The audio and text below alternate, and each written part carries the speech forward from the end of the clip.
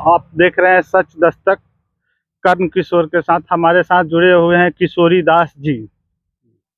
मेरा नाम प्रोफेसर किशोरी दास, मैं मानवाधिकार एक्टिविस्ट हूँ। ह्यूमन राइट के क्षेत्र में मैं काफ़ी दिनों से प्रोमिनेंट ऑर्गेनाइजेशन है PUCL, नेशनल लेवल का ऑर्गेनाइजेशन, उसके जनरल सेक्रेटरी स्टेट के रह चुके हैं 3-4 बार, वाइस प्रेसिडेंट रह चुके हैं और अभी कार्यकारिणी के सदस्य हैं।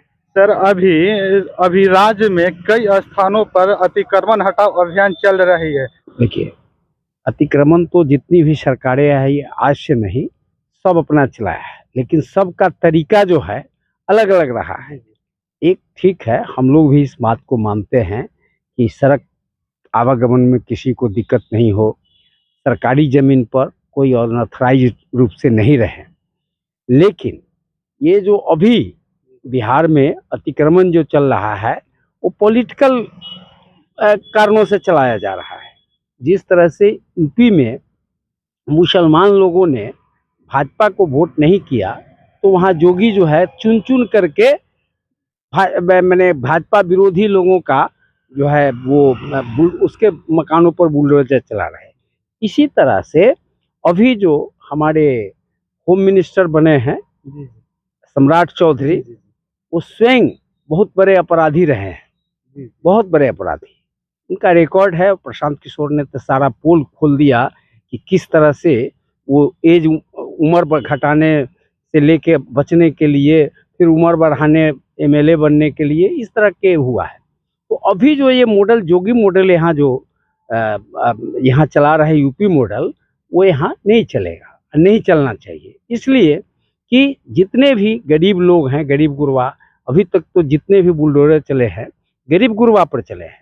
और गरीब गुरबा के संबंध में चाहे वो शहरी क्षेत्र हो चाहे देहाती क्षेत्र हो, उन लोगों के पुनर्वास के लिए, उन लोगों के वेंडर्स जोन के लिए बहुत सारे कानून हम लोगों के संघर्ष के द्वारा हम लोग लगातार संघर्षशील रहे हैं। तो नेशनल लेवल से लेकर के स्टेट लेवल तक स्टेट वेंडर्स एक्ट बने हुए हैं, स्टेट वेंडर्स मैंने ये गजट बने हुए, बहुत तरह की चीज़ें हैं। तो उसको, और हाई कोर्ट का भी कई निर्णय हम लोग ने आंदोलन करके और हाई कोर्ट में जा करके लिए हैं कि भाई जहाँ चौड़ी सड़क है वहाँ किनारे से आपको स्टेट वेंडर्स को जगह देना पड़ेगा। उसी तरह से जहाँ आप मकान को तोड़ रहे हैं, झुग्गी झोपड़ी के लोगों को तोड़ रहे हैं, गरीबों को, बस्तियों को उजाड़ रहे हैं, उनके लिए बजाबता है कि उनको जो है सो 4 डिसमिल ज़मीन देहाती क्षेत्र में, 5 डिसमिल ज़मीन जब जीतन मांझी आए हुए थे तो 5 डिसमिल किए। उसके पहले 2011 में नीतीश कुमार जी ने 3 डिसमिल ज़मीन जितने आवासहीन हैं उनको देने की बात की है।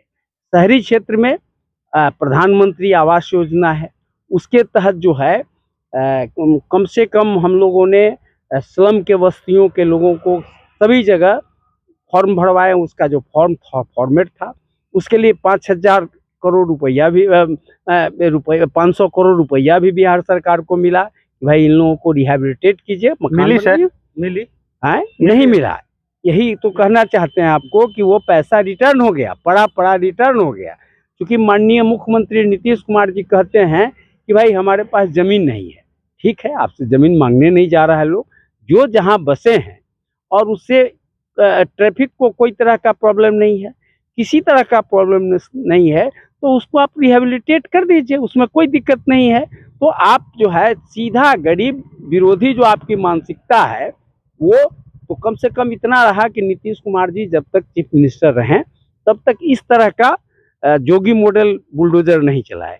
लेकिन अभी जो सम्राट चौधरी आ गए हैं और सरकार बनते ही, जबकि गरीब अमीर सभी लोगों ने भाजपा को वोट किया है, NDA को वोट किया है, लेकिन आप उसके बदले क्या, आप बैठते के साथ आप अच्छा काम कीजिए, उसके रिहेबिलिटेशन की बात कीजिए। जो देहाती क्षेत्र में जो 5 डिसमिल 3 डिसमिल ज़मीन देने की बात है वो कीजिए। जिसको भूदान के अंतर्गत ज़मीन मिली है उसको आप जो है सो दखल दहानी दिलवाइए। तो आप जो सीलिंग के ज़मीन मिली है उसको आप, तो ये सब आप कुछ नहीं कर रहे हैं। 2015 से दर्जनों चिट्ठियां गई। व्यास जी उस समय प्रधान सचिव थे ये इसके रेवेन्यू डिपार्टमेंट के हम भी उसमें उसका पूरे बिहार का हम लोग उसके मेंबर थे, जो उनका था कि भाई ये रेवेन्यू के मामले में जो भी गरीब गुरबा का मकान देने की बात, वो सारी चिट्ठियां गई, लेकिन सब कलेक्टर के यहाँ सारे जगह भरे पड़े हुए हैं, रखे हुए हैं, लेकिन एक जगह भी 1 इंच भी जमीन नहीं दिए। तो उधर जमीन नहीं दिए, इधर वेंडर्स जोन नहीं बनाए, और उल्टे जो है सो जो जहाँ रह रहा है उसको आप उजाड़ रहे हैं, ये मानवता के खिलाफ है। क्या मुख्यमंत्री साहब इस पे कुछ देख रहे हैं या नहीं गरीबों के लिए? देखिए, मुख्यमंत्री साहब को जब उनका स्कीम्स है 2011 से ही, तो उनको बोल्डली आना चाहिए। अगर ये प्रोग्राम हम लोग जान रहे हैं, समझ रहे हैं कि मुख्यमंत्री के कॉन्सेंट से नहीं चला रहे हैं। ये सम्राट चौधरी अपना एक दबदबा बनाने के लिए समाज में, खास करके अपर क्लास के लोग हैं, उनको खुश करने के लिए गरीबों को ये तंग कर रहे हैं। हम नहीं समझते हैं कि माननीय मुख्यमंत्री जी को इससे कोई खुशी होती होगी, उनको अंदर ही अंदर दुख होता होगा, क्योंकि इनके काल में इस तरह का कभी अतिक्रमण का या बुलडोजर कार्यक्रम नहीं चला है, लेकिन साधारण ढंग से चला है। तो हम समझते हैं कि मुख्यमंत्री जी की इसमें कोई सहमति नहीं है। ये सम्राट चौधरी अपने आप को एक बहुत बड़ा सम्राट बनने के लिए इस तरह के कार्यक्रम चला रहे हैं।